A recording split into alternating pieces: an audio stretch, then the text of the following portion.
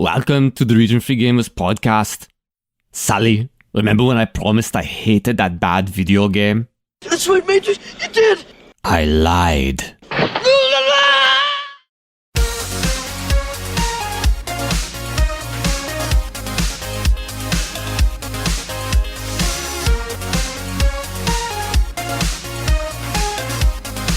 Hello everyone, welcome to the Region Free Gamers podcast, the podcast fluent in gaming.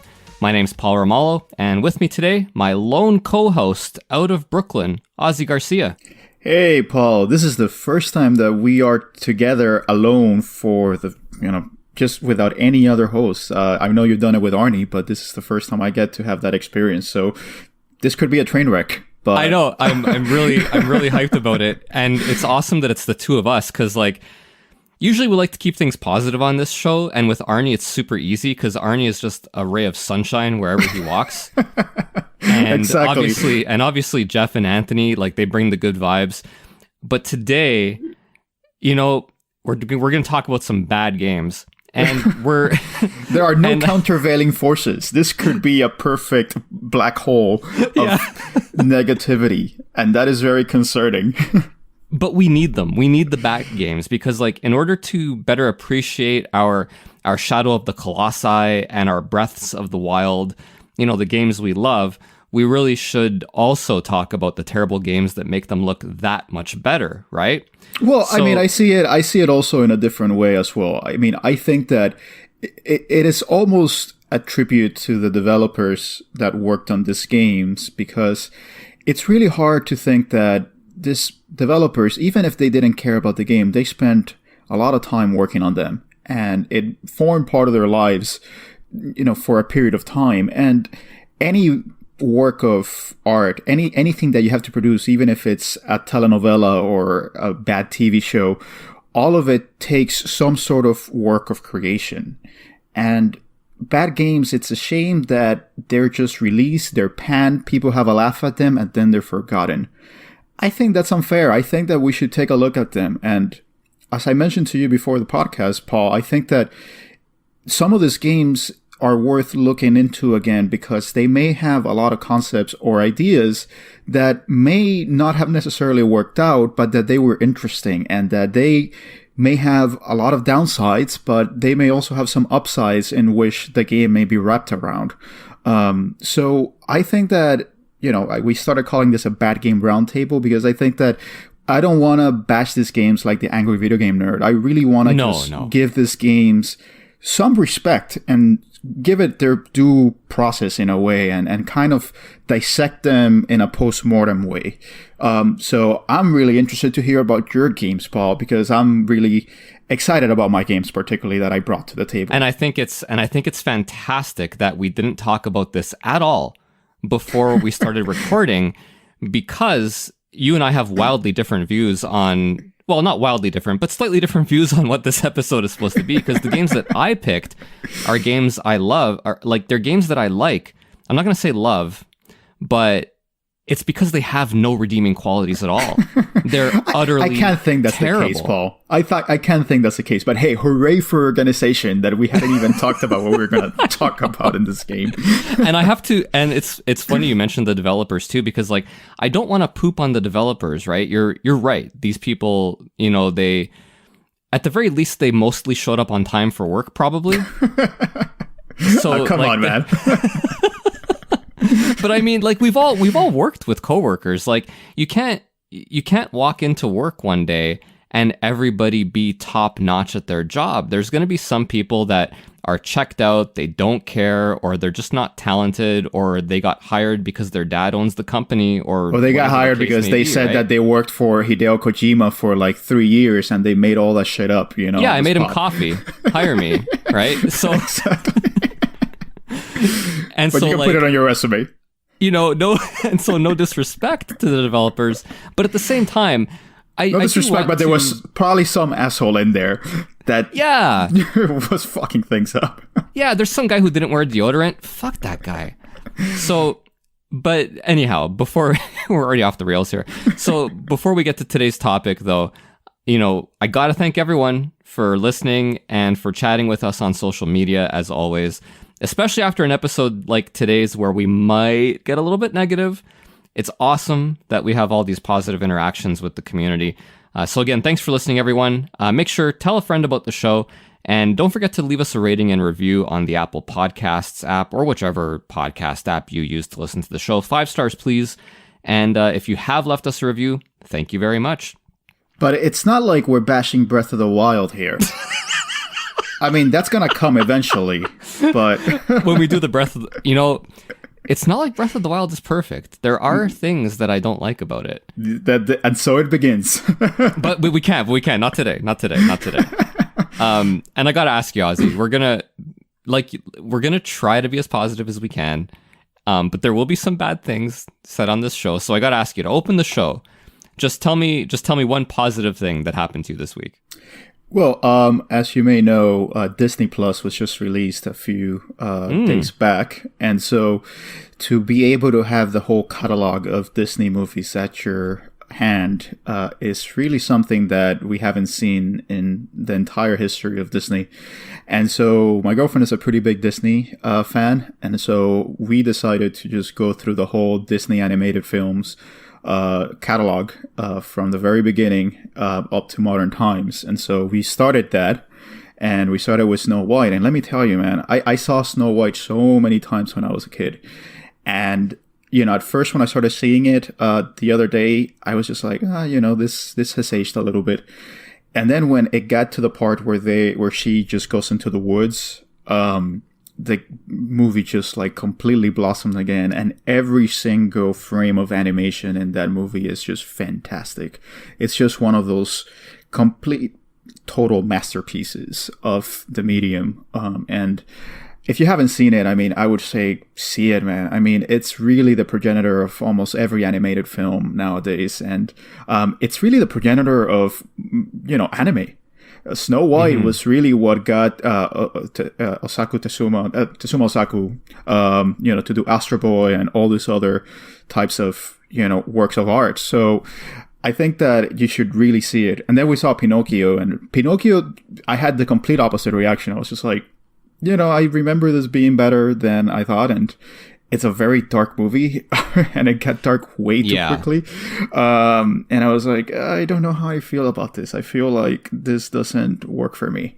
But we're very excited to go through the whole timeline of Disney movies. So I count that as a positive. Yeah, it totally is. Yeah. And I haven't seen Snow White since I was a kid either. I think that's not a bad idea, checking it out now. We don't have Disney Plus yet. It's $6. That's the thing. I don't know. In Canadian dollars, it might be like 25. But yeah. I'm probably gonna have to mortgage my house to get Disney Plus. But it's one of those things where it's like I've got Netflix, and my list of unwatched stuff is gigantic.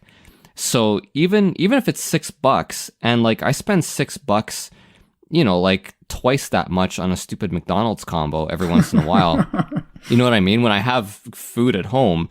So $6 is not a big deal, but at the same time, it's kind of hard when I have that giant list of Netflix stuff that I haven't seen. So I don't know. We'll see what happens. Like, obviously there's the Disney movies, and that's a big draw. And man, you hit the nail on the head. Like, a lot of those older ones, they really are kind of dark, like, or they have very dark moments, like Bambi and Sleeping Beauty. And I don't know when Disney kind of turned away from that. I haven't seen too many of the modern things, so I guess I'm kind of talking out of my ass. But like, I can't imagine Frozen has a Bambi scene, or like a Maleficent from Sleeping Beauty, which is like genuinely scary. Yeah, I don't know. I mean, the thing is that, Pinocchio in particular, I mean, he turns into a donkey, and all the kids are kidnapped and turned into donkeys, and they're like beaten and thrown into cages so that they are sold, as beasts of burden. And this is all like allegory for, kids just shouldn't be bad. You shouldn't skip school. Yeah.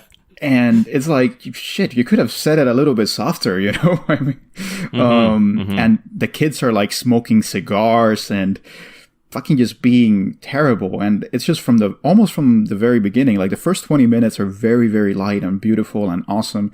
And then as soon as Pinocchio starts going to school, like everything goes downhill. You know, he's taken advantage like real life. of. Yeah, every which way he gets taken advantage of. And I don't know, dude, for some reason, it just kind of made me feel so, I don't know, like just, I don't want to say intimidated, but just like, it made me feel very weird about the whole thing. It just didn't make me feel good, which is not exactly what I want to feel when I'm seeing an animated film. No, that's that's a good point. They do have there is a certain goal when you're watching animated movies, and often it's not to feel like crap.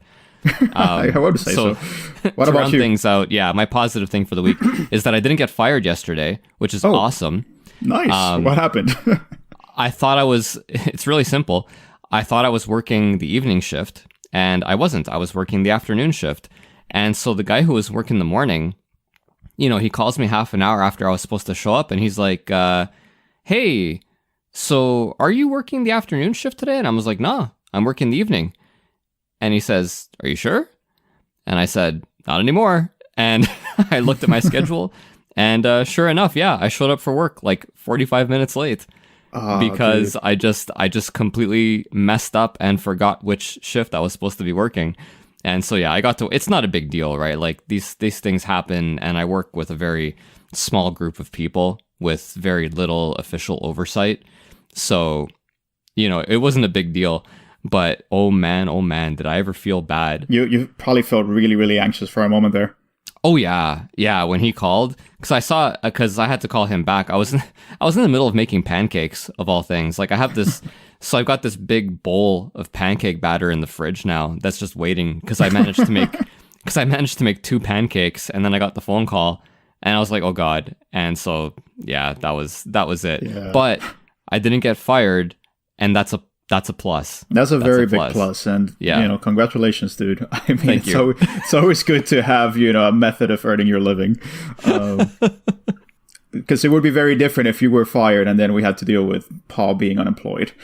You can look at glass half full. Half full. If I got fired, I would dive into the podcast full time, 24/7. You know, the marketing would be off the charts, and suddenly we'd be. So, making Paul, are you sure that you're going in tomorrow in the morning? You might be going in the afternoon. You know, if I just happened to make a mistake, who knows? Well, I'm glad, and so we can talk about bad games now that we've had 2 positive things happen in our week. There's rainbows all over my recording room now, so I'm good to go. Why don't you start us off, or maybe we need to do a little bit more of a preamble. I don't know. What do you think? No, I feel like we've covered it. I mean, really, this is just going to be a showcase of, you know, bad games or games that were panned at release or games that have been forgotten and that are not necessarily esteemed. And we're just kind of taking a look at them and saying, you know, are there any redeeming qualities about this game? In your case, maybe not, Paul. But I don't know. I'm a glass half full type of person in some scenarios, not most scenarios, but in some. And this is particularly just one that I feel like there's something to be able to derive from this game. And so my first game, can you hear this title and tell me what you think of? Beat Down, Fists of Vengeance. Can we just take a moment to appreciate that name? Because we just need to breathe it in.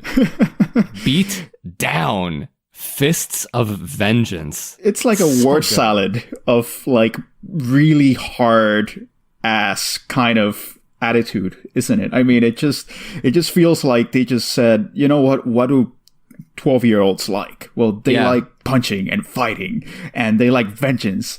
And it's almost like a parody of itself, which is how I feel about this game. This game is almost like a parody of itself. And just as a way of background, Paul, we played this game when you were here and Arnie was here. And I had just gotten it because I was very curious about it. And we said, you know what, let's try it. And I think you can attest to it not being a very good game, Paul. No, it's not. It's so weird with it because I've got a beat 'em up as well on my list to talk about today. And the thing about beat 'em ups is that I think we're kind of like colored by the beat 'em ups we played as kids, because largely they stuck to a formula, and there was always like a base kind of level of good, and then they transitioned to 3D, and everything friggin' fell apart. And I don't like. Did we think Beatdown Fists of Vengeance would be good when we put it in? I think we did, right? Like, we weren't expecting a terrible game. We weren't expecting an absolutely horrible game, but we thought we were going to get a game that at least felt good to play, in some sense. I mean, Yeah. and I think that a beat 'em up, because you're doing such a repetitive action of just punching people, it has to have certain elements, and one of those has to be control. It needs to feel good to control the character. It can't feel like he is skating on ice or he's too heavy or whatever the case may be. Yeah. And there's also another element.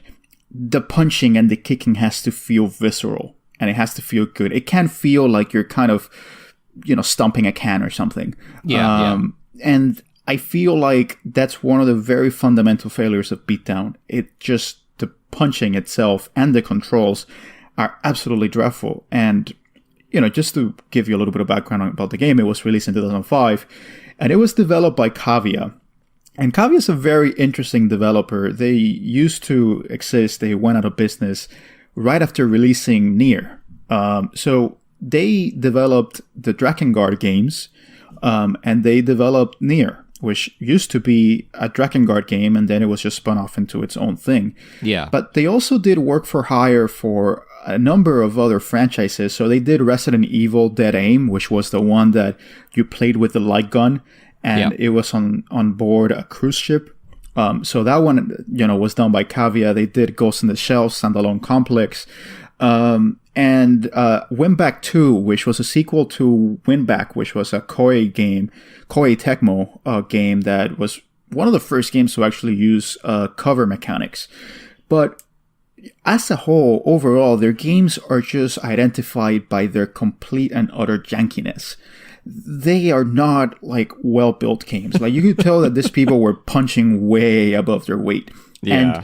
And what you can't fault them for is for their enthusiasm. Their games had a lot of elements that probably didn't work, but they were trying. By God, they were trying. But they were, for the most part, not very good games. And that goes for Drakengard as well. Drakengard is a game that has had a cult following, but it's mostly because of the involvement of Yoko Taro.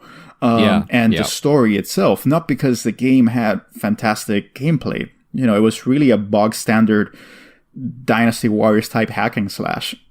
So, that's really what it comes down with Cavia. Cavia eventually, was liquidated, was dissolved, and a lot of the, people that worked for it ended up going to like From Software, Concept, Marvelous, and, all these other companies. But, Beatdown seems to be one of those games that was built around a time in which Capcom, and particularly Keiji Inafune, really wanted to appeal to a Western audience. And they were like really down on Japanese culture and Japanese developers. Keiji Inafune famously said that, Japanese developers were in trouble, that he wasn't seeing anything good coming out, and that everyone in the West was like 5 years ahead.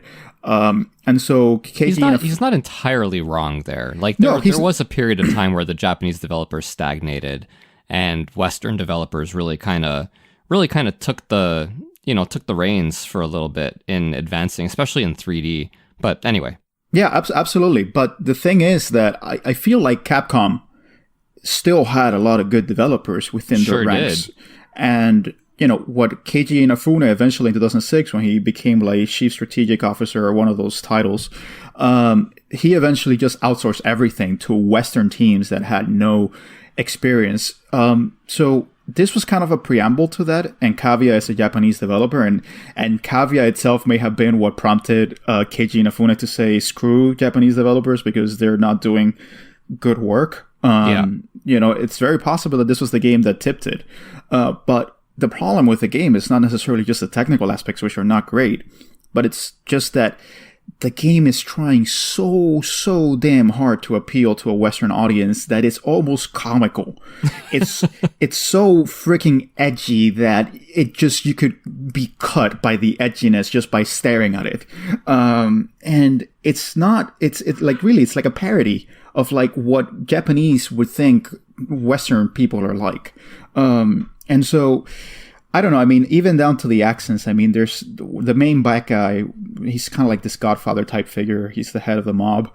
He's like a mixture of Tony Montana and Mario in his accent. And so that's a recurring thing in this game that you never can.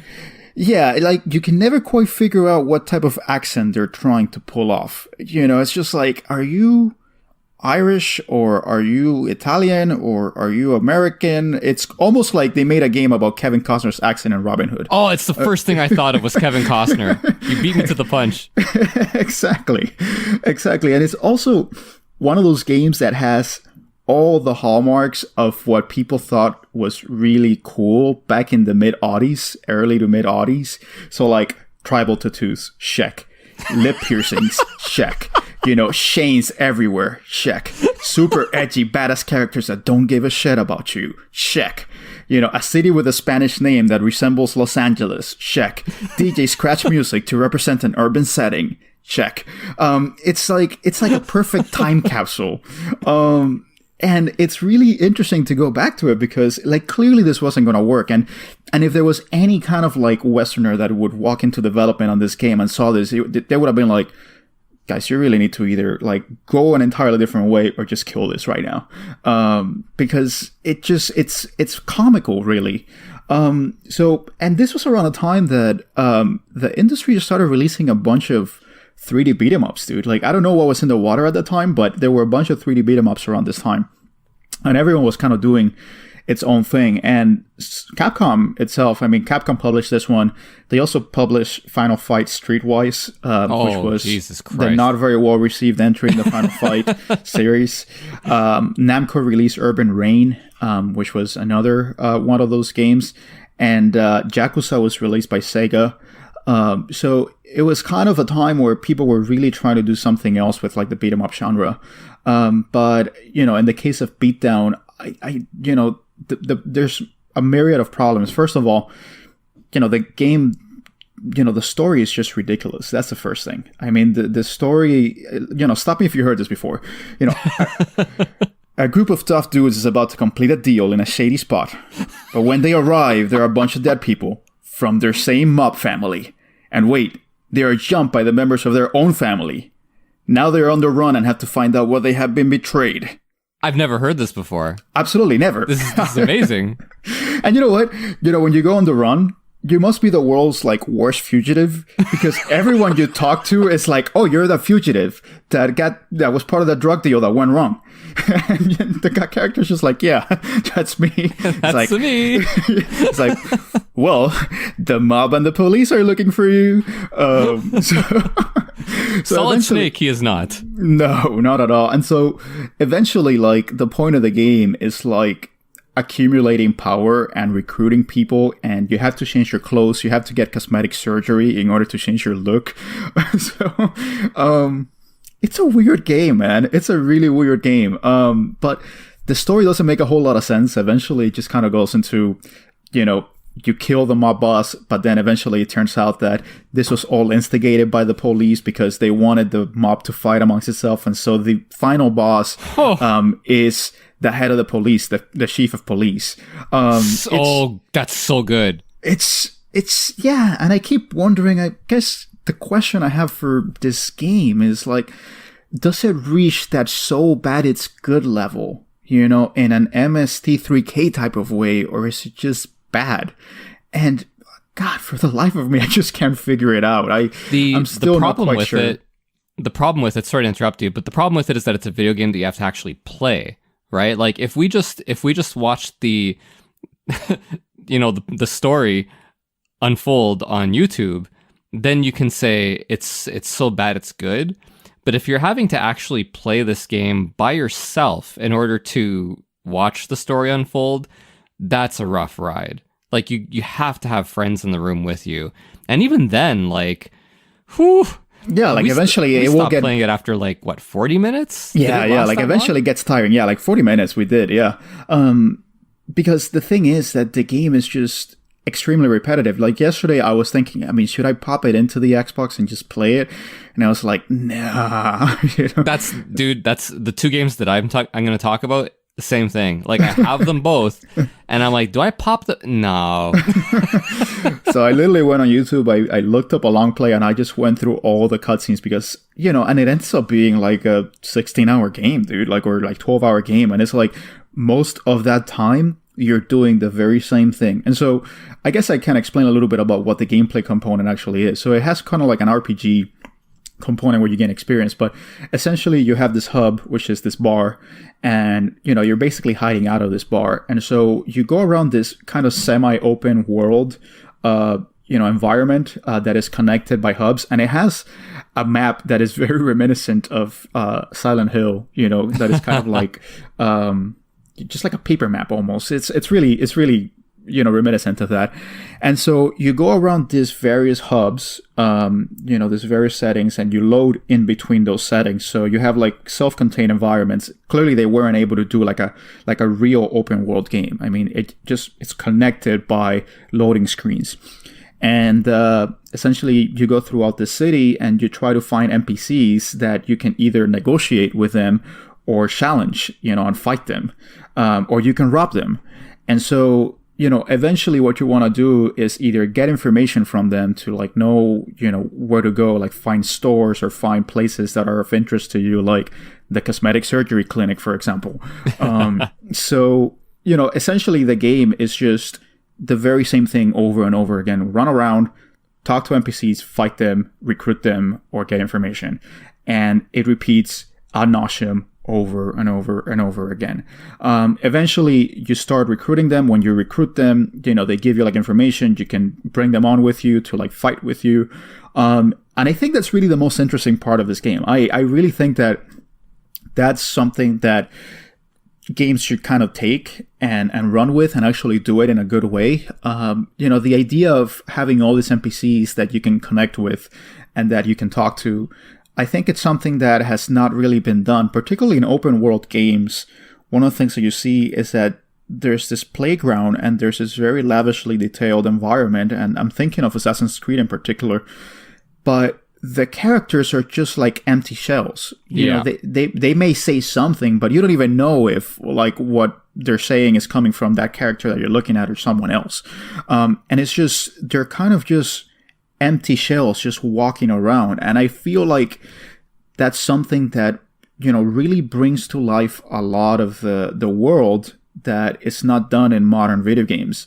There are a few games that have done that, Shenmue being one of them. You know, the idea of you can connect with almost every NPC. That's something that I wouldn't say that Beatdown Fist of Vengeance, and I'm going to keep repeating that name, does, but it's trying to. Clearly, they didn't have the budget. Clearly, they didn't have the technical know-how or the time in order to do it. But I think that's what they kind of wanted to do. Of like, if you have a mob or a gang or whatever that you can see all of them, that you can connect with all of them, and you can bring them on to your missions, etc. And so I find that to be the most interesting aspect of this game, and I really think it's something that developers would be well rewarded in looking into and trying to expand upon. So yeah, and so you change clothes, you avoid the police, you buy, you know, clothes, items, etc. Chicken, you know, which is the currency of health and you know, and beat 'em up games. But before you get into all of that, you have to choose from 5 characters. One of them being Raven, which he's the edgelord of the group, you know, and and he has the most strange accent, dude. He may be Irish, maybe Cockney, maybe South Boston. I don't know. There's Jason G, which is the token black character. Sure. Yeah. There's Aaron, which, if you recall, we had that lot name's of forever ruined. Like, yeah. I know a guy named Aaron. He's not named Aaron anymore. He's Aaron, and he knows it, right? Yeah. Like, and you know, to his credit, he loves it. He's leaned into it. But that name is done. Yeah, and Aaron made the terrific life decision of having Mike Tyson's face tattoo. So 2005. So he's doubly screwed.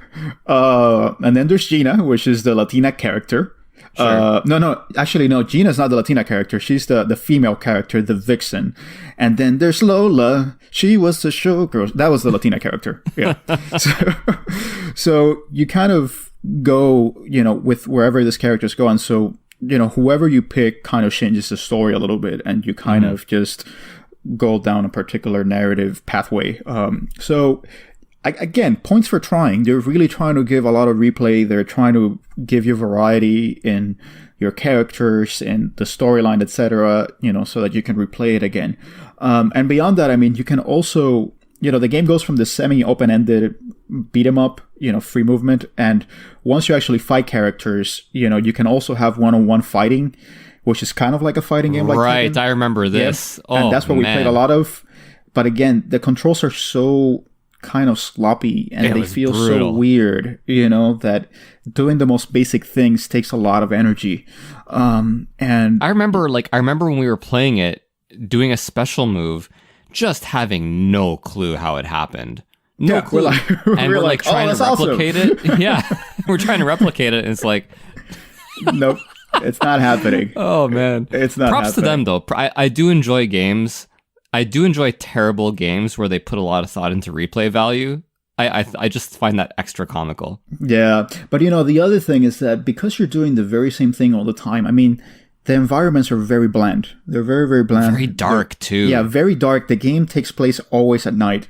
Yeah. So it just feels very, I don't know, down. It just is very depressive almost. And it doesn't really have that contrast.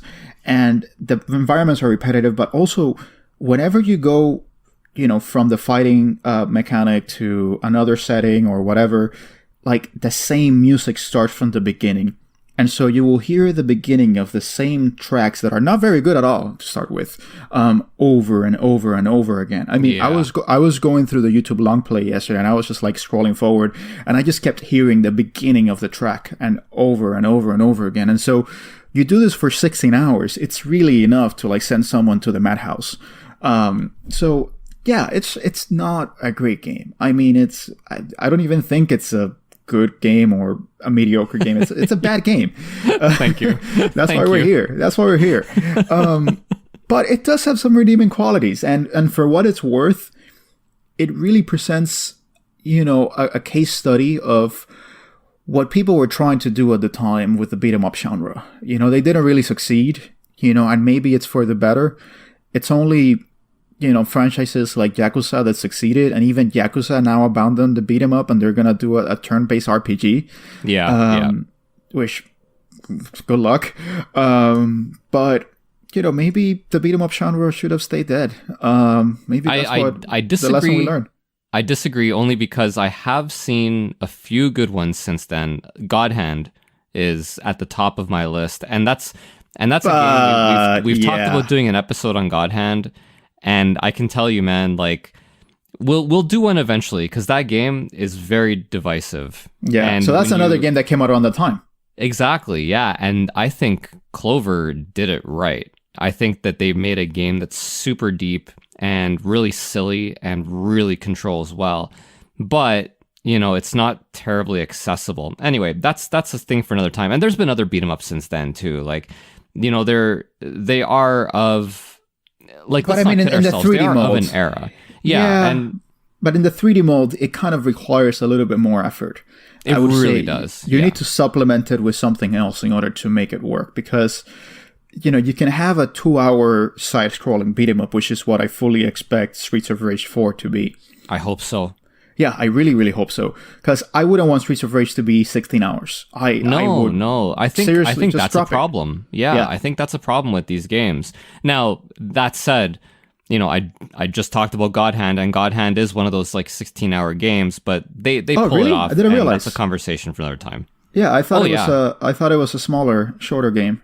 No, it's like 10 to 20 hours. I don't remember how much exactly, but it has 8 levels. The levels are pretty long, and there's a lot of side stuff that you can do.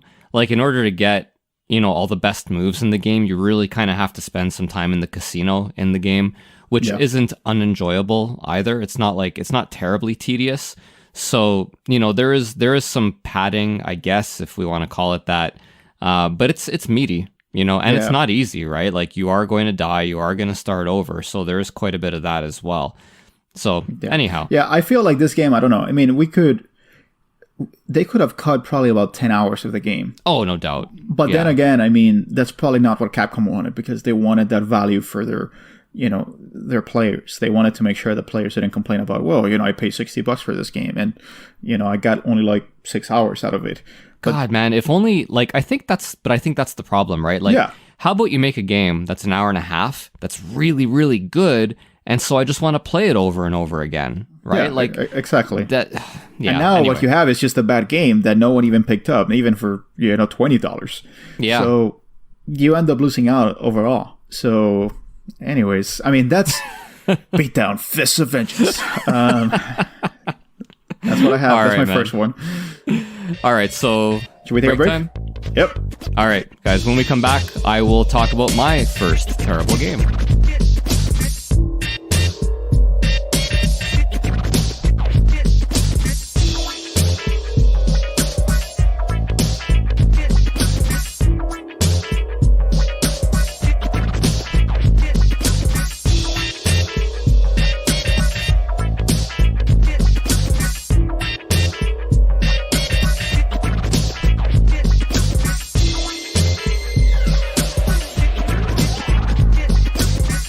All right, everyone, and we're back.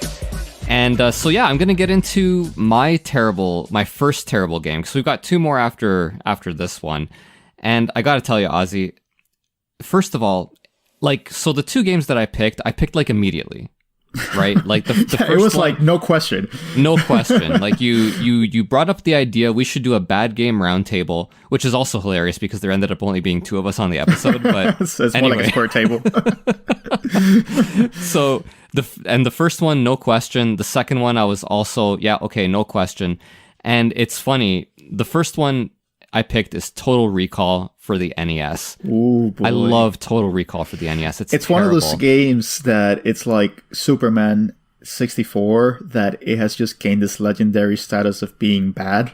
Oh man, I think part of it is because of Sham Baby back in the day in EGM, that he called it one of the top 20 bad games of all time.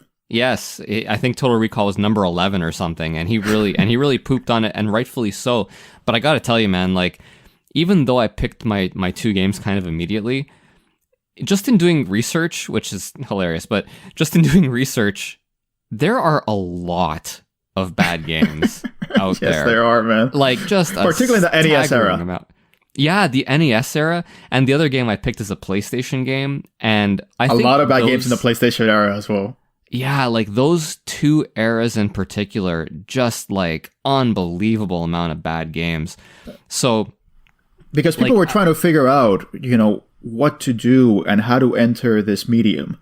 I feel like that was the case with the NES. They were moving away from Atari, and it's like, okay, you have to expand beyond this very basic bleeps and bloops, and kind of very simple mechanics into something a little bit deeper. And not everyone was up to the task, probably technologically, to do that with the limited space that they have. Yeah, and in the PS1, I mean, we all know what happened in the PS1. We all know how. Yeah, exactly. Yeah. But the NES, like, here's the thing: like, I'm not gonna pick a black box NES game and poop on it, right? No, because those are like first year, second year, and by the way, games like Excite Bike, like, what a miracle! Oh, they're great. Yeah. Yeah, like the fact that Excite Bike was released when it was, and it's as good as it was, like, holy crap, man! How do they even manage that?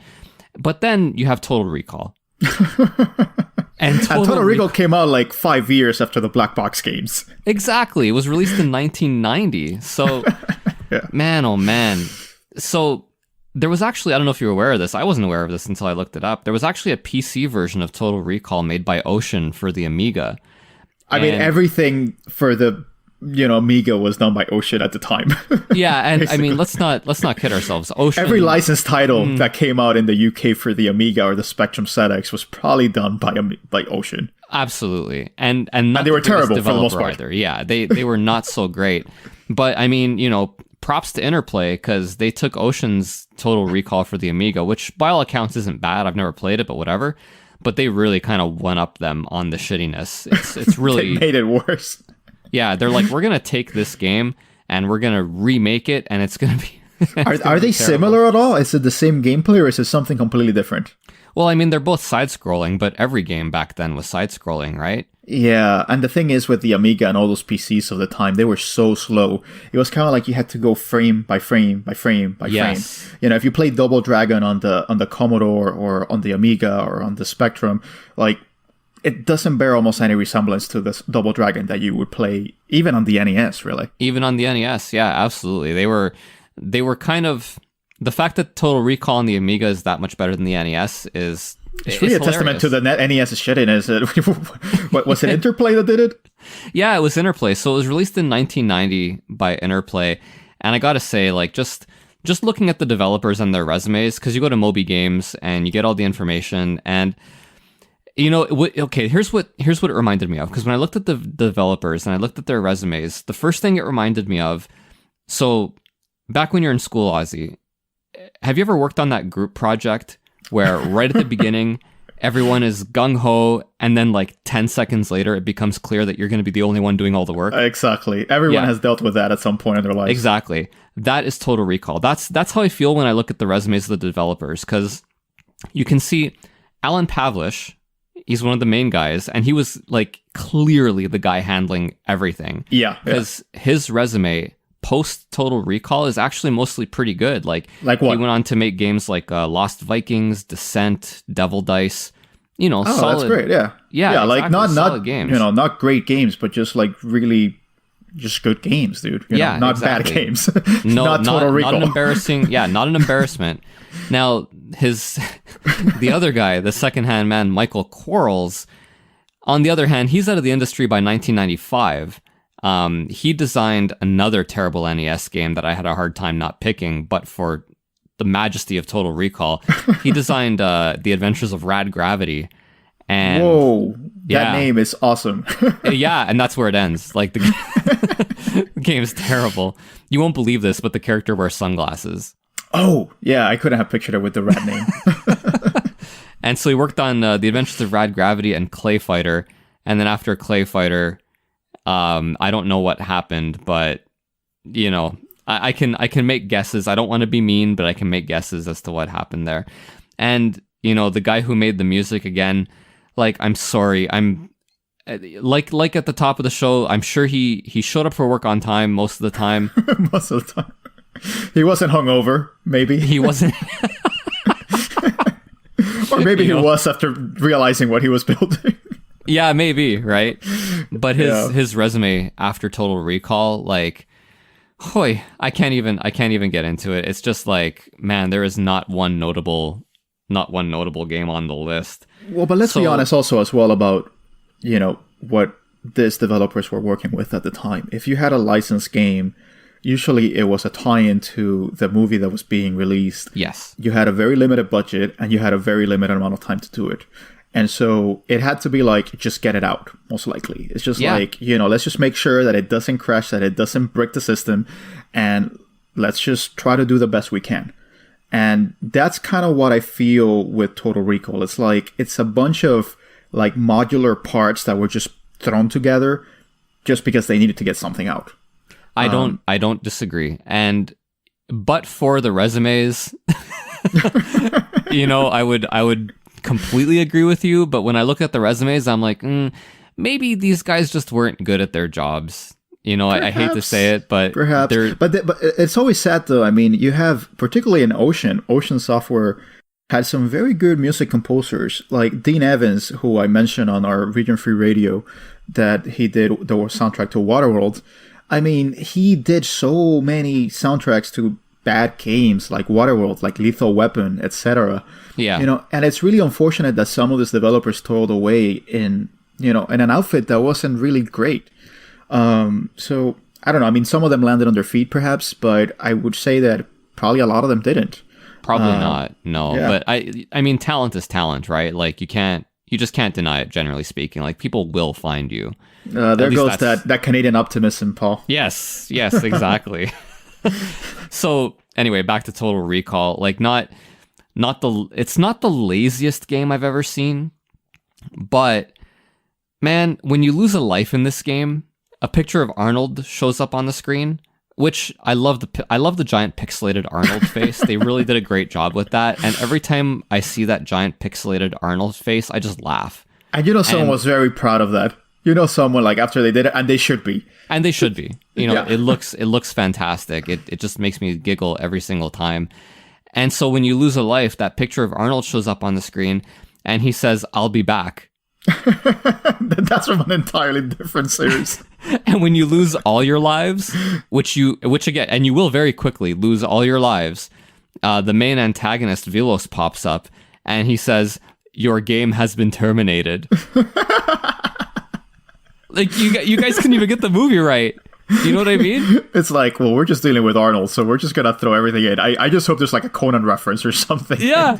Oh God, if only. Well, I mean, we heard the lamentations of the children after playing this game. No doubt about it. So that was part of it. So they can't even get the movie right. It's awesome. Like, it's just, again, not the laziest game I've ever seen, but wow. And all you need to, and I'm not going to say nobody's ever finished this game, because there are speed runs on YouTube, which I'm looking at one right now. But like, if you've never played this game before, it's oh my God, man. So it's maddeningly difficult. Pardon?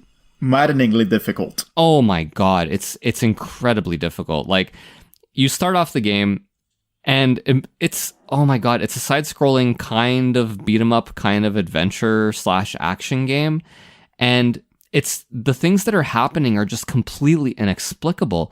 Like, within 2 seconds of starting the game, some guy pops out of an alleyway and grabs you, and then the screen changes, and you're fighting in this like sewer-looking area. Yeah, There's, with like, rats pipes. and stuff. Yeah, yeah, and you're fighting these, like, I call them Armenian midgets. They have like very hairy faces, and why they're Armenian, dude? I don't know why, but they're Armenian to me. And they're wearing like these purple leisure suits, and they just kind of jump over you a whole bunch. It's the weirdest thing. And there's nothing like that in the movie. In order to punch them, you have to do this little crouch thing, and it's like the weirdest pose. It's almost like he's going on all fours basically in order to punch, and he's throwing like this little limp arm out there. It's so great. His punch range, it's like the length of my elbow. Yeah, it's like if my arm was cut off at the elbow and I tried to punch someone, that's how long his punch is in this game. Yeah, they really took the Zelda 2 like sword distance to heart. They were like, you know what, this will be fantastic. And so you beat the Armenian midgets, and you come out of the sewer or wherever it is. I'm still wondering why they're Armenian. They just are, dude. So it doesn't have to all be explained. Okay, so you go through the sewers? You go through the sewers, and you fight, these guys with guns. They pop out of garbage cans. There are drive-by machine gunners who you can't, you just have to avoid the bullets and, whatever.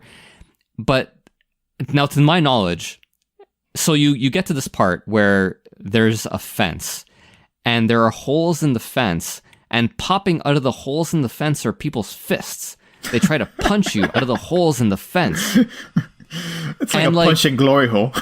That's exactly what it is. And I mean, kudos to Total Recall for being, to my knowledge, the first glory hole game that was ever made. It's incredible. I couldn't believe that. Fuck, dude. It looks so bad. It looks so bad. Guys, don't search glory hole, please. Oh my God. We need to do an episode on glory hole games. The next episode of the Region Free Gamers podcast, our favorite glory hole games. I don't know how many of those there would be out there. I don't know either, but I think it's safe to say Total Recall is the first one. So, but I love how like enemies just like go out of like windows. They pop out of windows and stuff like that. It's almost like a gallery shooting type thing where they're just like popping out and they like throw shit at you. Yeah. For no reason whatsoever. And there are cats. There are like a lot of animals that you wouldn't expect to be enemies, but fuck, they're trying to kill you. So yeah, you better take them out. And so the first level it's not easy, right? But then you get to the first boss. And here's the thing about Total Recall is that I would say 90% of people get to the first boss and they're like, fuck this game. Yeah. And even if you do get past the first boss, the game is impossible after that. So, but the thing about the first boss especially is it does that irritating thing. So you have to fight your wife with which, I guess fantasy at fulfillment. least it sticks to the source material, I suppose. It does. You have to fight Sharon Stone. And it does this, and the game does this thing where if you don't kill your wife fast enough, the game presents you with an unwinnable situation instead of just killing you. So what happens is you're sitting there, you're wondering, like, how the hell do I win?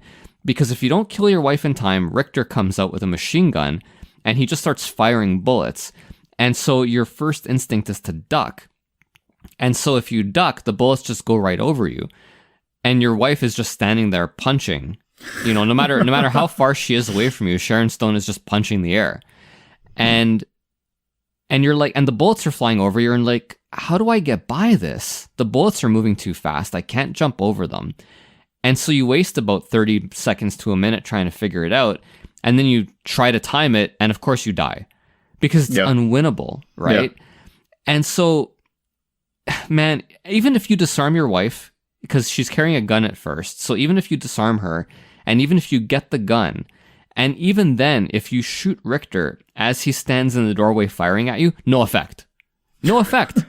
Your bullets accomplish nothing. And so you just stand up and die. Because that's Total Recall. Yeah, I mean, that's pretty much the whole experience of Total Recall. It's just, how did I die? Why did I die? Well, could I have done anything differently? No, you couldn't have. The only winners in this game are the game designers laughing at us for thinking that this is fair. Yeah, I mean, that's kind of what I wonder about. I mean, I feel like this may be a protest game. Like they just did it because they were protesting against perhaps the conditions or the time they were given. And they were like, you know what? Let's be really fucking sadistic about this. Let's just really piss off people. And I guess they achieved it, dude. I mean, I'm looking at the long play and it's like, it's incredible. I never usually see long plays where the player is dying so often. I mean, usually you have someone that is quite excellent at the game and has done this several times, but no, in this game, they're just dying all the freaking time. Yeah. And so, I mean, let's give a few redeeming qualities to the game. I mean, it's hilarious. It's hilarious. The sprites are not terrible, I guess. There are some like good animations, like when you arrive in Mars, that looks nice. Most people will never see that. For the most part, 99.99999% of the population will never ever see that. So kudos to the 5 of you that did. And there's a really cool section on which you're kind of fighting, behind the X-ray screen, kind of like similar to how the movie had. I know, and you're right. It looks cool and it's faithful to the movie, and this is where 99.9% of the people will end their game. Because it is impossible. You're getting fired at from all sides. There's like these floating drones that do these flying patterns. They're firing at you from above. Meanwhile, there's soldiers firing at you from the side. And it's just like, forget it. Forget it. Unless you make a study of Total Recall and how to get by, you're just not getting by it. Yeah. And other positive quality, like the music is, man, it is so bad. And it's also like, it is hilarious. I love that first level music. It is just like this high tempo pile of nonsense. It's great. I'm absolutely going to play it during the break. And you, dear listener, will laugh. Like it is just, it's fantastic. So, really another redeeming quality, I guess. I don't know, dude. I mean, I feel like just looking at it, like it has a lot of animations. It has a lot of moving parts, and all killing you very effectively. All killing you, essentially. Especially, when you get to the end. I mean, Richter, he's just like jumping up and down like a trampoline. Like I don't know the reason why, but I don't know. I guess it's faithful to the movie. I guess that's a plus. I'm so glad to be talking with you about this. I love your attempts to defend it. It's great. I'll share some of the review scores with you, just to show you that I'm not on an island here. Back in 91, EGM 11 out of 40. Okay. Yeah. A magazine that I've never heard of. Again, back in 1990, Power Play, but they gave this game a 39 out of 100. And just in case You thought that maybe this game was like a fine wine and it aged well. ClassicGames.net in 2018, 30 out of 100. All right, so this is legitimately a bad game. It's legitimately terrible, and I know I'm pooping on it, but I love it. I love it because I have friends over, and I'll have friends over who have never seen it, and we'll start off our gaming night, and I'll be like, yo, just 10 minutes of Total Recall, and everybody's laughing their asses off, and everybody gets pissed off because they cannot get by the first boss, and they're like, how is this fair? Yeah. And then we turn it off, and then we get onto the good games, and everybody's in a good mood. So, I love Total Recall. It's awful. If I was a child and I got it for Christmas, I would hate Santa. Yeah. I would want nothing to do with him ever again. But, this is Total Recall. Yeah, I'm just thinking that this game probably ruined Christmas for a bunch of kids. Oh, yeah. Because they were like, oh, it's based on that Arnold Schwarzenegger movie. This must be really fun. Let's get it for little Tommy. And little Tommy became a serial killer. The glory hole killer. Exactly. Oh, boy. Thank you, Total Recall. Thank you for giving us so many laughs. Thank you, Total Recall. You serve your purpose. All right, another break? Yep. Alrighty, when we're back, Ozzy, your second game. All right.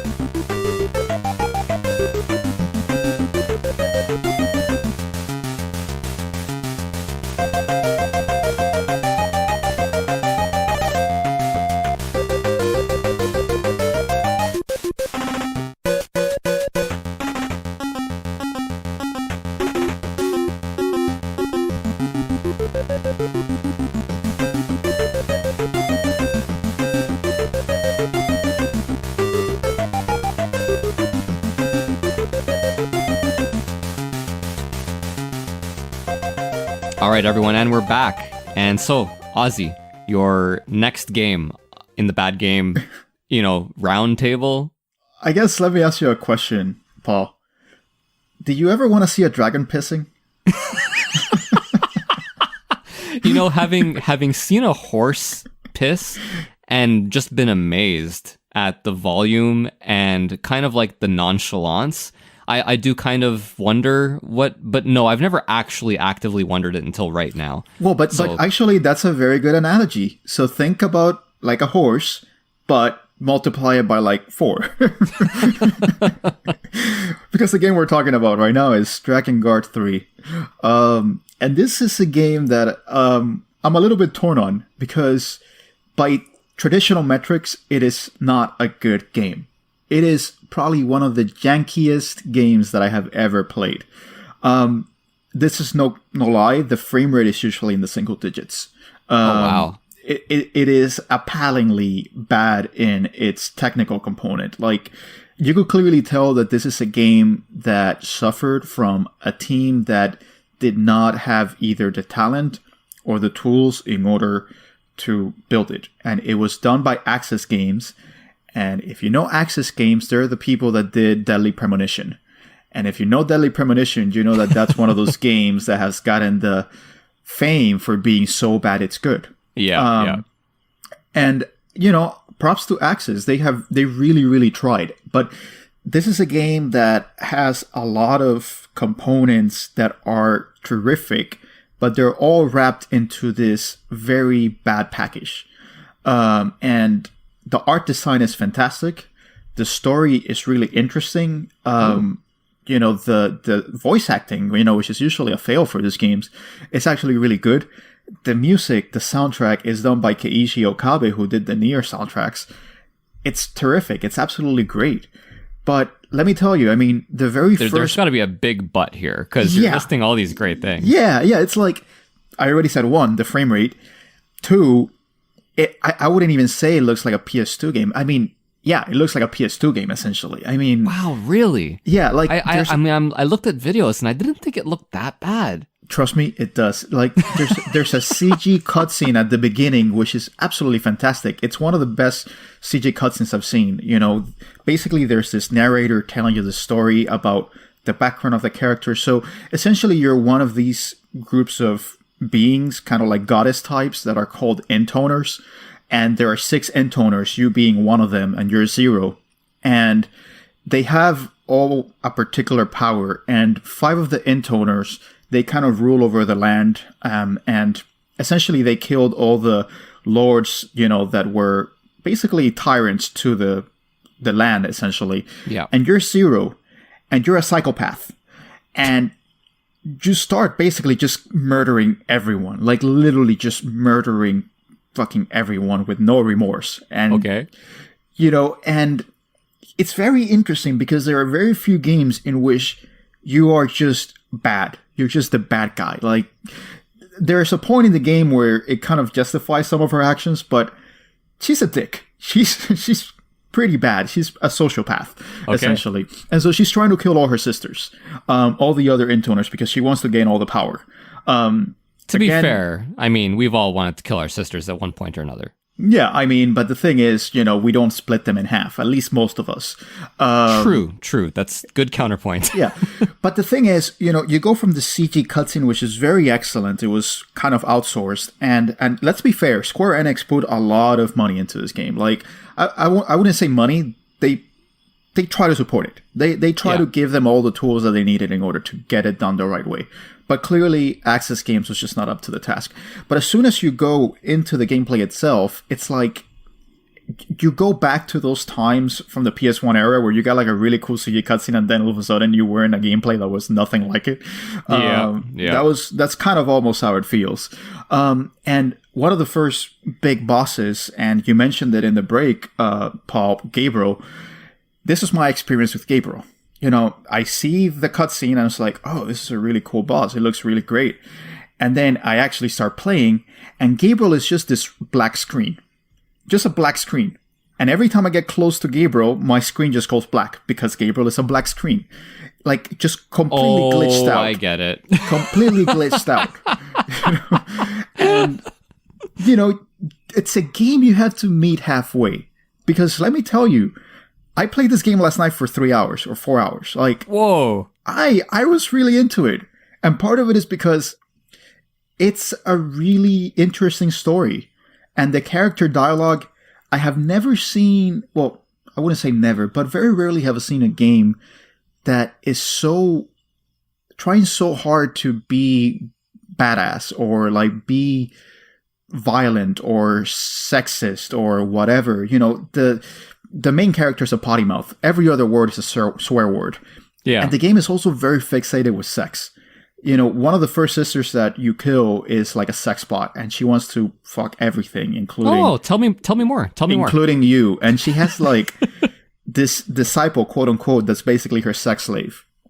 Wow. But it turns out that this disciple eventually he's the one that gives the coup de grace to the sister, and he's like, finally, I'm free or whatever. And it turns out that this guy is a freaking sadistic, terrible psychopath.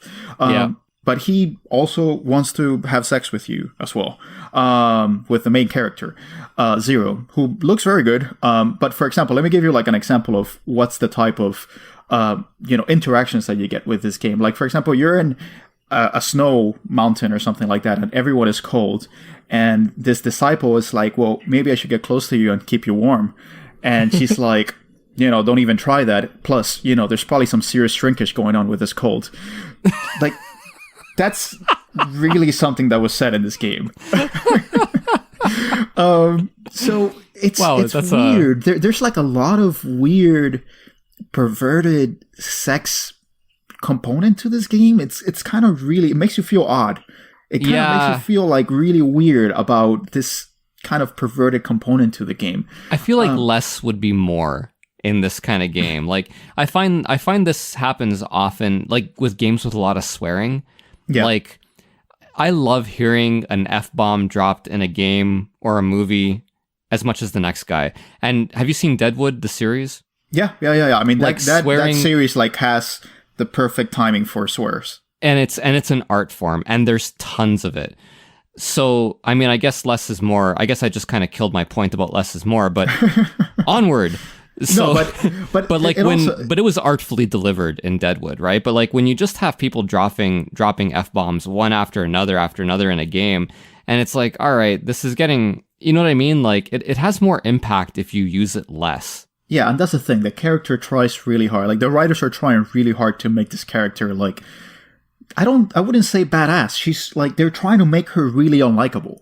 And props to them. Like, the idea of like, and let's just take a step back. Yoko Taro is the creative designer for this game. And Yoko Taro did the first Drakengard game, which, the game eventually, like one of Yoko Taro's thing is that you have to play the games several times in order to get the full story. And every time that you play it, you see it from a different angle. That's the case with Drakengard. That's the case with Nier. With Drakengard, one of the big things is that eventually you realize that you really played as the bad guy all along. And I feel like that's kind of a trope in this Drakengard games that, he really wants you to feel bad about what you're doing. He really wants you to explore the concept of killing. And so the gameplay is kind of a mixture like between Dynasty Warriors, and there's a little bit of a flight component, like almost like Panzer Dragoon. Yeah. The earlier games, Drakengard 1 and 2, had more of a flight component. This game kind of dialed that back a lot and made it more into like a Devil May Cry, God of War type, fighting hack and slash game. But you kill tons and tons and tons of enemies, and every time you kill them, you get soaked up in blood. And when you get soaked up in blood, you can basically go into this rage mode. And so the mechanics of the game are trying to kind of highlight how ridiculous it is that you're killing so many people. And it's almost kind of trying to get you to like think about how bad you are and how much of a psychopath you are. And so, I'll give a lot of credit to Yoko Taro and, trying to really deconstruct the genre. And having the play mechanics kind of buy into the narrative, kind of art that he's trying to create. But again, I mean, it's just the game is wrapped around a very, very difficult package to appreciate because the scenarios, the environments are very repetitive. You're kind of doing the same thing over and over again. And it just looks bland. It looks very, very bland. I mean, it doesn't look epic. And there are things, for example, like jump puzzles, like platforming, where, the character like breaks the fourth wall and he's like, whoever fucking designed this like needs to die.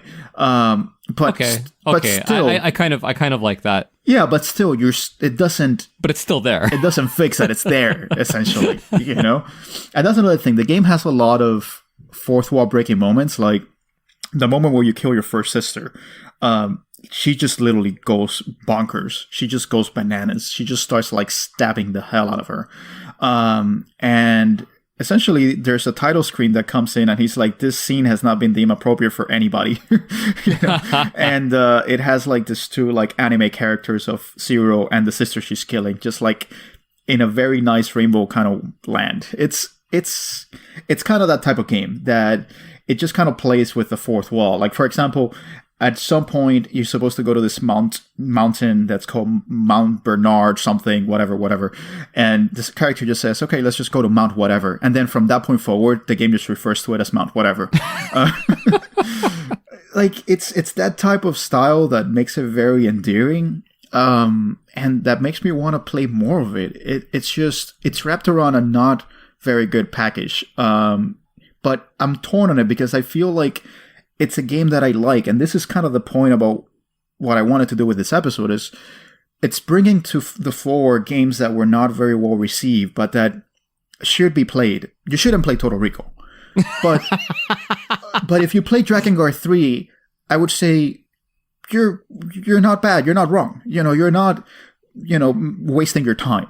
I think it's a game that's not wasting your time because it's trying hard to say something about gameplay, is trying hard to say something about, what we look for in games, and there was an interview with Yoko Taro, of course, because he doesn't show his face. The interview was literally with a sock puppet. And so good. You have the sock puppet telling you, after 9/11, I started thinking about kind of what we were doing, about how people, kill because they think that they are right, and that's kind of what I wanted to do in my games. You're hearing this from a sock puppet, so it's fantastic that he's trying to do something different with games. And unfortunately, Taro, right after this game, he was unemployed. He said it. He was like, you know what, the game didn't do good enough. I'm basically unemployed now. He landed on his feet. He did Nier Automata, which I think is the best game he's ever made. Yeah, I don't think there's any doubt about that. From a technical point of view, I think that Yoko Taro, and we've mentioned it in the past, he's the type of developer that really benefits from a really good team. because they're able to implement all the crazy ideas that he comes up with. Yes. And this is what happens when you have a team that does not have the technical know-how to handle it. Yeah. But, it looks, I mean, I agree with you, man. Like, I don't know. I thought it looked good. I agree with you with regards to, the frame rate and the jank and so on. And I gotta say, like, just kind of as an aside, I am done with Dynasty Warriors style games. Yeah, absolutely. This isn't quite Dynasty Warriors. Like, I see why you brought it up. But man, those Dynasty Warriors type games, like, holy crap. They, we had the Fire Emblem Warriors. They can try to wrap it in any. There was sort of the Berserk for PS4. Yeah. Guts' the Band of the Rage. Hawk games. Yeah, and I'm like, oh yeah, Band of the Hawk game. It's gonna have like, that's a storyline that's classic, and I couldn't play it for longer. Yeah, than and they 2 also hours. did Hokuto no Ken as well. And I'm just like, they can try to wrap it as nicely as they like, but. Geez, man, those games I am so done with them. Yeah, they've really driven that type of style to the ground. And there are others, I think like Fate Extella is another one of those Dynasty Warriors type games. But, this game is not quite that, but it's extremely repetitive, man. I mean, the game is basically, you use 2 buttons, square for the light attack, triangle for the stamina attack, as they call it here. And even the bosses, they just kind of follow a very simple pattern. And it's just kind of like, driving down the health. It's just like the health sponge, essentially. Yeah. And it's just the same thing over and over and over and over again. And the only good part about it is that while you're doing all of this, you're having these interactions between the characters. And again, it really drives home the point that what's good about this game, it's everything that's not the gameplay, essentially. Because everything else is not the gameplay and kind of like the technical components, it's top notch. The art design is fantastic. The character, for example, has like this flower on her eye and she's missing an arm, and it just looks really interesting. Yeah. And this game did also another thing that kind of, was being done around this time, and we talked about it with respect to Final Fantasy 15. Which is that it has a lot of story outside of the game itself. So Square Enix released this novellas written by this writer, Gin Shima, who also wrote novellas for Final Fantasy 13. So I wouldn't say these are good, pieces of writing. They read like bad fan fiction, to the point of being cringeworthy, but it does give you like a different component to the relationships with this character. So each novella, reads like a diary of one of the characters. So there's a diary entry for Zero, for 1, for 2, for 3, for 4, for 5, and also for the disciples, also for the dragon, and, it at least fleshes it out. I'm not a fan of these types of things, but it's not as if you absolutely need it in order to get the story. It's just something that you can read and get a little bit more color to the character of the characters you're playing with. Of like their various I like it when components it's applied in that manner. Yeah. But there's also one thing that I really appreciate about this game, and it's part of the story, which is that when I mentioned dragon pissing, right? How could I forget? It's because at the beginning, you're storming the castle, you're about to kill all your sisters, and you're kind of surrounded and you're about to be killed, and your dragon Michael steps in and he like takes the fight to them, and he goes against Gabriel, the other dragon. But Michael is like severely wounded. And so it just gives you enough time for Michael to take you away and take you to safety. And so you spend kind of like a year recovering, and Michael dies, and he's kind of reincarnated, like he loses all his memories or whatever. And he's reincarnated into like this toddler type of dragon. And wow. He calls himself, Mikhail, to like distinguish from Michael. And Zero is just exasperated with this character. Like she calls him dummy or like dumbass or whatever. But he's like the perfect contrast to Zero, because Zero is just like so edgy and so badass and so, careless and sociopathic about the people that she kills. And Mikhail is just like, why are we killing them? Like, why are we killing your sisters? Shouldn't we just talk to them? Maybe they'll be fine with it, And it's just creates like a very interesting dynamic between the two, because you have like this very innocent character just like pointing out all the ridiculousness of it. It's like, why are we not like trying to talk to them? Like, why are you so pissed at your sisters? Or why do you want me to burn this thing down? And the character is like, just because you're a dragon, just burn it down, damn it.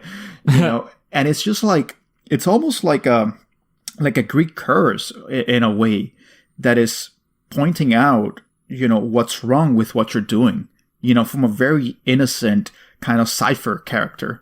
Yeah. So I mean, this game really plays with the concept of storytelling, with the concept of gameplay, and it does it in a very interesting way. And it's just really unfortunate that it's wrapped around a package that's not great from a gameplay and technical component.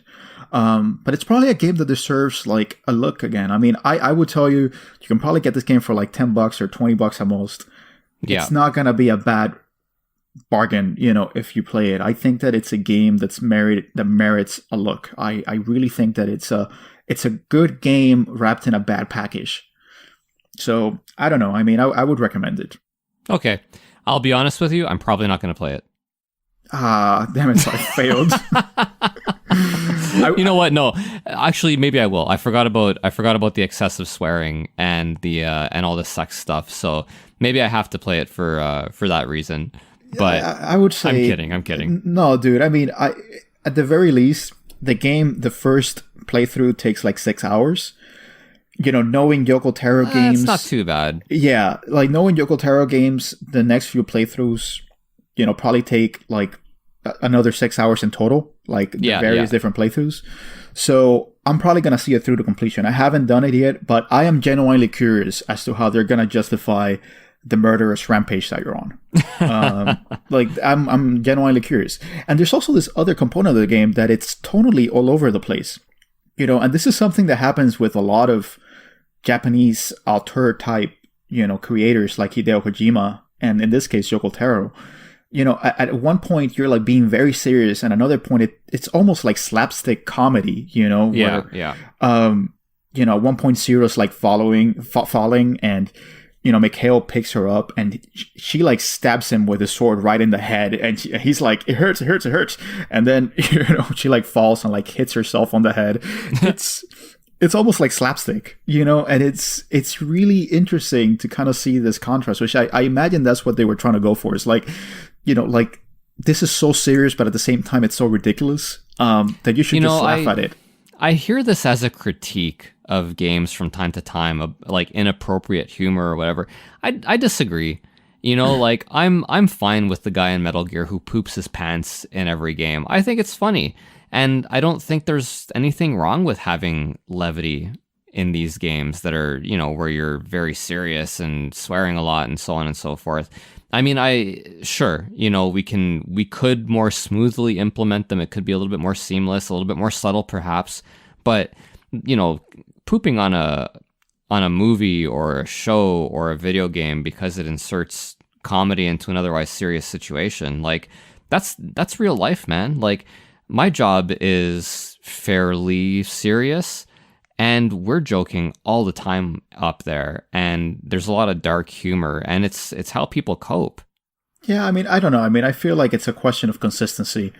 You could have a very serious Citizen Kane type experience, but Citizen Kane would be very weird if all of a sudden there was an Abbott and Costello routine. That's what I'm trying to point out. In this game, I think it works because it's part of the package. They're trying to really break the fourth wall and make it, not just bring levity, but just like point out that these are ridiculous characters, and I think that thematically it works. So I would say Drakengard 3 so far 7 out of 10. Go play it. All right, sounds good. And with that timely Citizen Kane / Abbott and Costello reference, I think we'll take a quick break, and when we come back, we'll wrap things up with my last game. All right.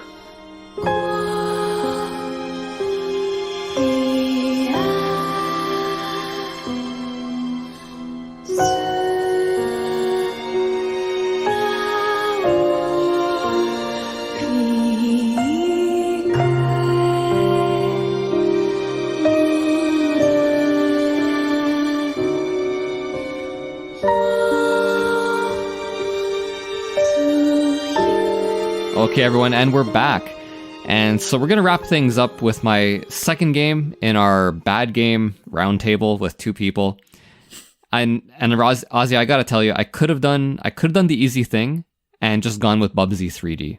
No, this is exactly what we're trying to avoid. Like, we're not going to talk about Superman 64 or Bubsy 3D. No, or like any Appaloosa game ever, really. We already did, dude. I know. We talked about Contra Legacy of War and the Sea Adventure, or whatever that was called. And it's almost a shame we can't talk about it again, because we've already shed on Echo the Dolphin. So we are. Oh man, Echo the Dolphin. I think we're running out of games. Like, we need to talk about Colibri at some point. and I also thought about, and the N64 also is an easy target. I recently I went to one of those barcades in Toronto when I was there last, and they had an N64 set up, and my buddy was like, "Hey, we got to play Mace: The Dark Age," and I could not even remember this game, and he's like, "It's so bad, we got to try it." And it's a one-on-one fighting game. We played it. It was horrible. It was so much fun. I actually thought about talking about Mace: The Dark Age for this episode as well. But the game that I did end up picking, it's one that I don't think very many people have heard of. It was released just in the PAL territory. I actually thought it was released in Japan as well, but you just corrected me on the break. It's PAL territory only, so thankfully Japan was spared from the game called Legend. Ooh, for the PlayStation. So original. Oh, it's just... That's not hard at all to find information on. Nope, not at all. And, I think, X, the game for Game Boy, probably takes the title for the most difficult game to find information on. Oh my god, X for... Why just calling it X? I mean, that's good enough for people.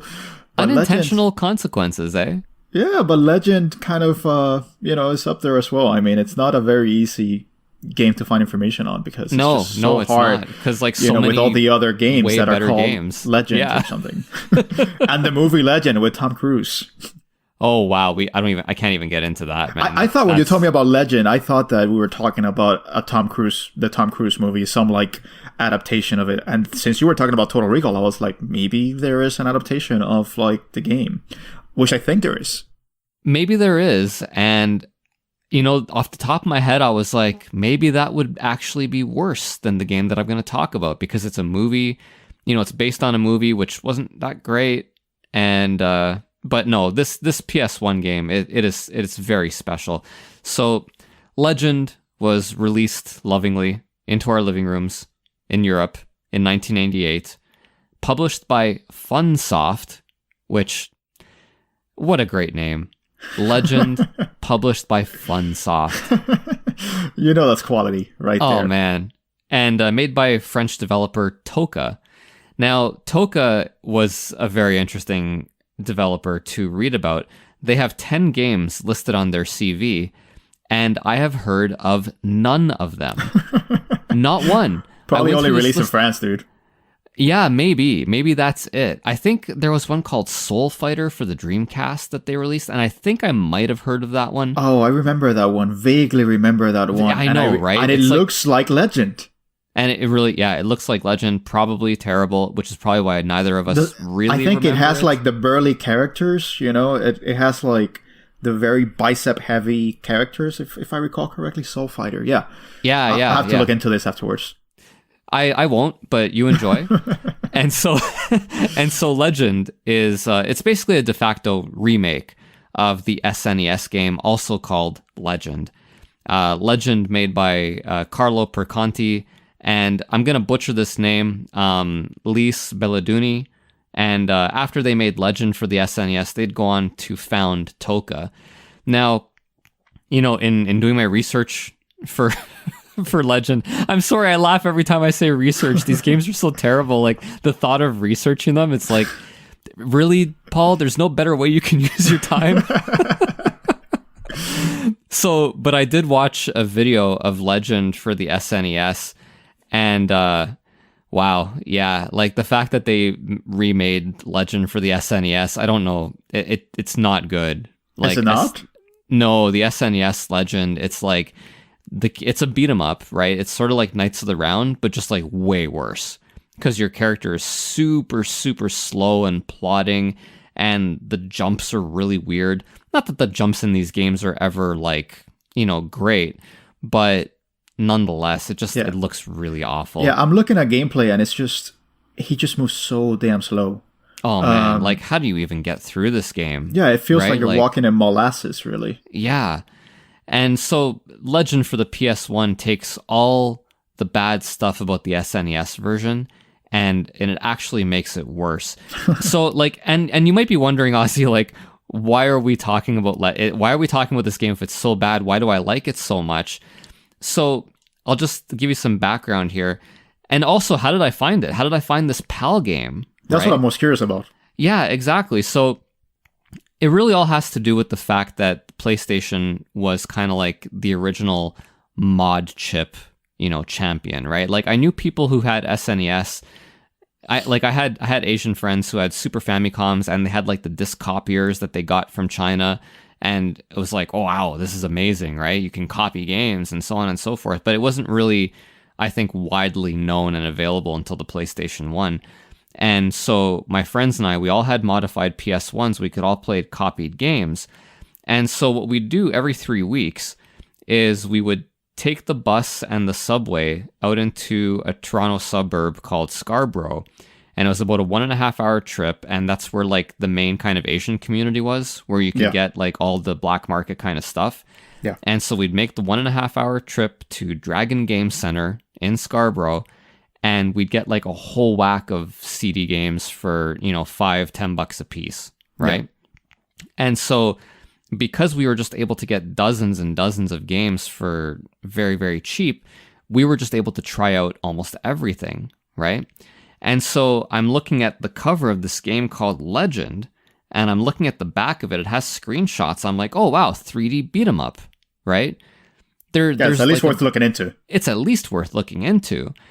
And so we would bring the games home and then we'd spend the evening playing a whole bunch of these games that we got. And Legend, it took, I don't know, like 3 seconds for us to just start laughing. And so you put it in and the title screen pops up and it has like the sound, that ching sound of a sword being brandished. Yeah, clanking, yeah. Which, by the way, in a movie, like they take it out of a leather scabbard, doesn't matter. It still makes that sound. I love movies. Yeah. So it has that sound, and then the narrator goes, "Welcome to Legend," and immediately we start laughing. Yeah, immediately. And so from there, you press start. You go to the character select screen, and the narrator has this bizarre accent where he says, "Choose your warrior." Like he can't even pronounce warrior. Yeah. You select your characters who have terrible, terrible portraits. And then it goes to a scene where your character stabs the map. Well, before that, the character like burns through, like the characters are shown in a card and the character just like jumps through the card, like, and it burns as he jumps out of it. Yes. And it burns the card. Yeah. It's so dramatic. Oh God, I love it so much. And and the 3D polygon, like the character models are just horrendous, which of course only adds to the comedy. And the best graphical effect is when he stabs the map. And I love it. It just comes out of nowhere. I know, exactly. It has the map, and then out of nowhere, a gigantic hand brandishing this dagger just fucking stabs the map. Like, we are going here. Well, and you were telling me about that, and I was like, I don't see it. And I was like, oh, he just stabbed the map. It's out of nowhere. And so, like, yeah, and so we're just laughing at it the whole time, and we're laughing at the game. The name of the game, like, it's just called Legend, and I distinctly remember telling my friends, like, you know what, I'm gonna make a game, and I'm just gonna call it Video Game, and and this game's gonna be awesome. It's gonna be a first person. It's gonna be a first person one-on-one fighting RPG with guns. And because it's modern Ozzy now, we're going to update it. It's going to have so many microtransactions. Oh, and it's just going to be called Video Game. There's probably a game out there like that. Probably on the App Store. Yeah, probably. So, Yeah, and when you start the level, oh my god, you have to listen to it with sound. I know you were watching the video without sound because we were chatting, but when you start the level, if you pick the warrior, I can't remember what it sounds like for the other two characters, but if you pick the warrior, he raises his arm and he unleashes a battle cry, and the battle cry is literally "Gah." You know and what? like if that doesn't fire you up for Legend, I don't know what will. Listen, I'm already fired up. I want to play this game. I sincerely, non-ironically want to play this game. I look at it and I will say, dude, I mean, the graphics don't look bad. Yeah, no, they're awful. You're wrong. No, I'm sorry. No, the graphics don't look bad. Like, the movement is kind of weird, but, you know, I'm reading that it was one of the first games to use motion capture, and and you can clearly see that it's mocapped, which for the PS1, I mean, that's pretty terrific. But beyond that, I mean, I think the problem is that I'm not actually playing it. And like we said, just going back to the top of the episode, that control is so important to a beat 'em up. It looks like you're kind of like pondering. It's a pondering pace that your character has. And like every other 3D fighter, 3D beat 'em up, you know, it's kind of hard to align your movements and your attacks, etc. But I don't know, dude. I kind of like it in an endearing kind of way. It has like velociraptors. It has tigers that you fight. It has like chests that come out of the sky. Okay, stop for a moment. Okay, the chests that come out of the sky is actually the reason that I'm talking about this game. Because everything else about it, and there's more, but the chests falling out of the sky. So, okay. First of all, you can get hit by the chests falling out of the sky. That you don't know where they're coming from. You have no idea where they're coming from. It's like a cartoon where the pianos fall out. This is the treasure chests in Legend. They just fall out of the sky and you can get iced by the treasure chest. And when you die in Legend, it plays your death in super slow motion. And so I remember playing this game with my friends and getting fucking squished by the chest, and it played my death in super slow motion, getting hit by the treasure chest. And I was like, this game's incredible. It has like everything I want. It's amazing. Yeah. I don't know, dude. I mean, it's a beat 'em up. It's a multiplayer. Can you play with other? Yeah, I think so. I think you can. I haven't tested it recently, but I think I remember playing with friends. Like, the problem is that I was it's like Total Recall, right? Like, if you've never played Total Recall, maybe it's 2 players, because I always play it with a group of people and we're always laughing. So there's a possibility with Legend that it's 2 players. I can't quite remember.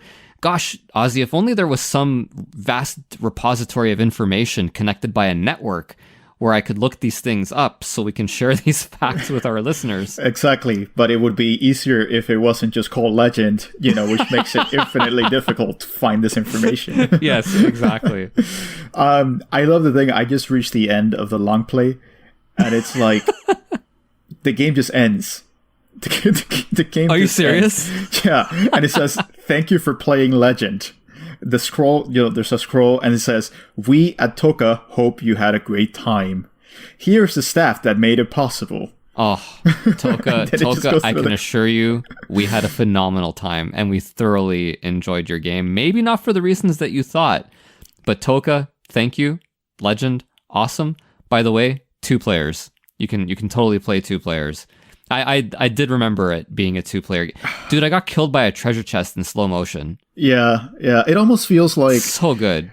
It almost feels like it's the same kind of game as Fighting Force, which Fighting Force came out around the same time. And they were all trying to figure out, how could we make Knights of the Round or the Dungeons and Dragons games that Capcom did, or in the case of Fighting Force, how could we make Streets of Rage, into a 3D setting? And they all like unilaterally just failed. All of them. You know, they were just terrible. Like, we're talking about Beatdown Fist of Vengeance. Beatdown Fist of Vengeance may be worse than Legend. I very likely would play Legend before I would play Beatdown Fist of Vengeance. Okay.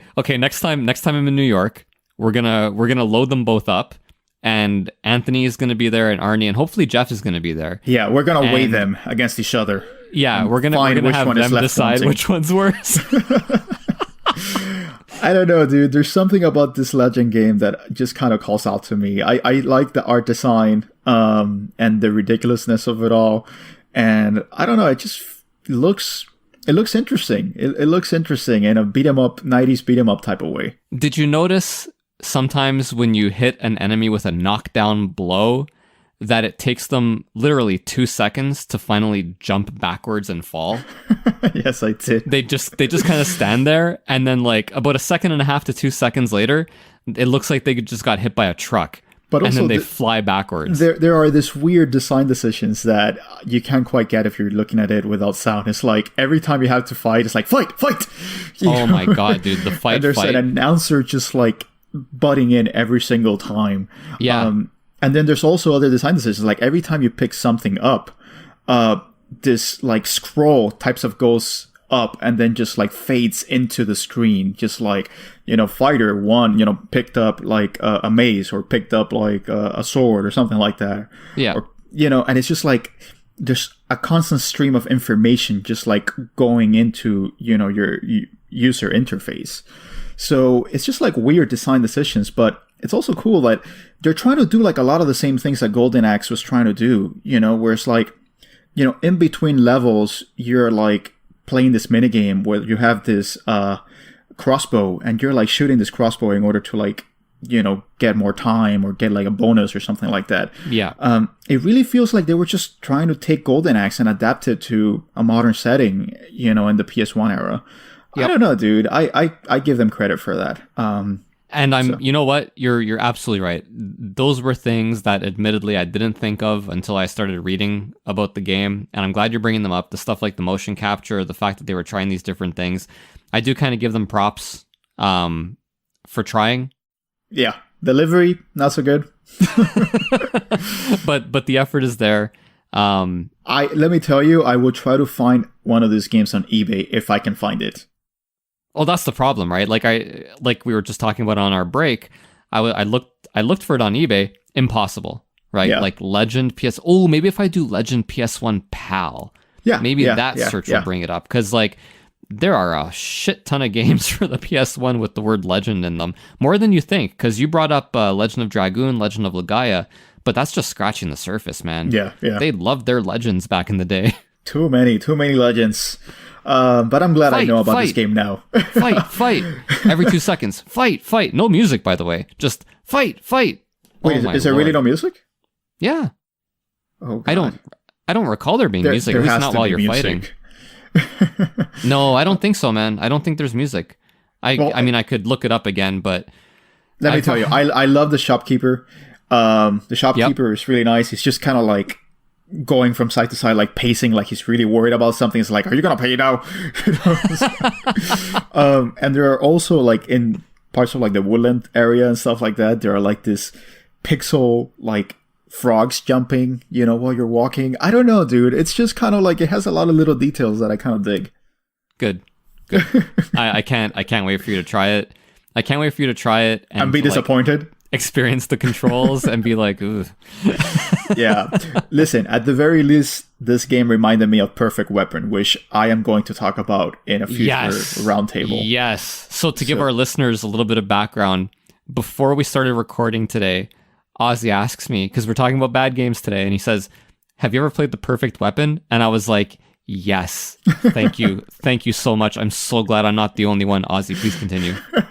So that's a teaser for the next... Whatever next roundtable we do, I'm probably going to talk about Perfect Weapon. You don't want to know about Perfect Weapon, but you will. Maybe for our next one, I'll do The Adventures of Rad Gravity. You got to do The Adventures of Rad Gravity, dude. Yeah, I think so. We can, The Perfect Weapon and The Adventures of Rad Gravity. All right, we'll do this again. We'll do this again around this time next year. Or maybe even sooner. We'll see.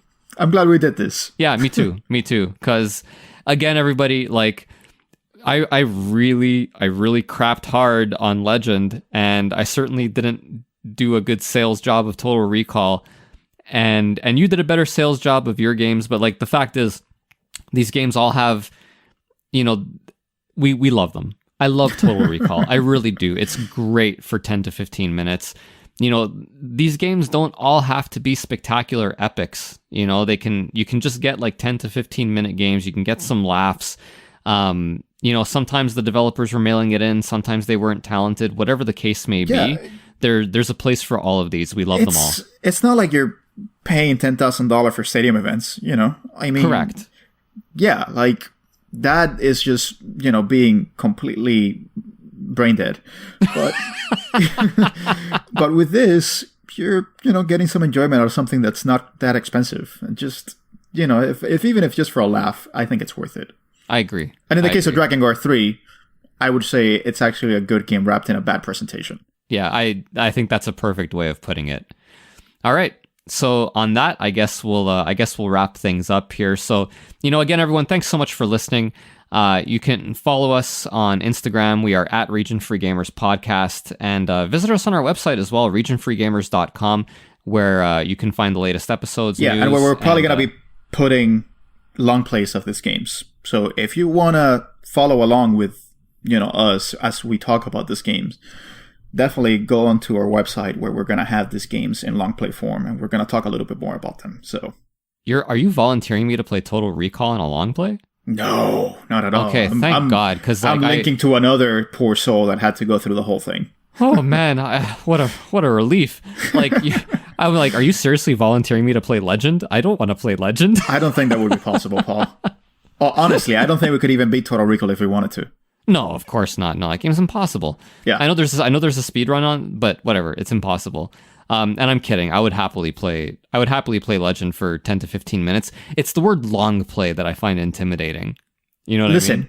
Listen, let's just put it this way. If we get 10 more reviews during the month that this episode is released, we'll do a live play of Total Recall. Yes, I just committed us to this. I just committed us to this. I don't care. Yeah, no, that's brilliant. I love it. Or you could even just pick one of the 4 games that we've talked about. And if we get 10 reviews, we'll be playing them live for your entertainment and for our suffering. I love it. That's a great idea. 10 reviews, pick a game. We'll have at it. We'll put it up there. Oh, that's awesome. Okay. Anyhow, so yeah, regionfreegamers.com. Also, we have companion pieces to the podcasts there. And Twitter, because of the character limit, we are at Region Free Gamer.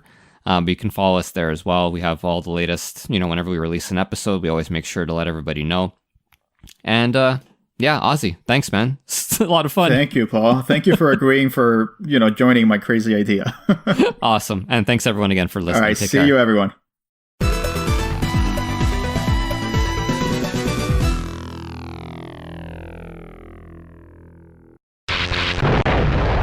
Welcome to Legend.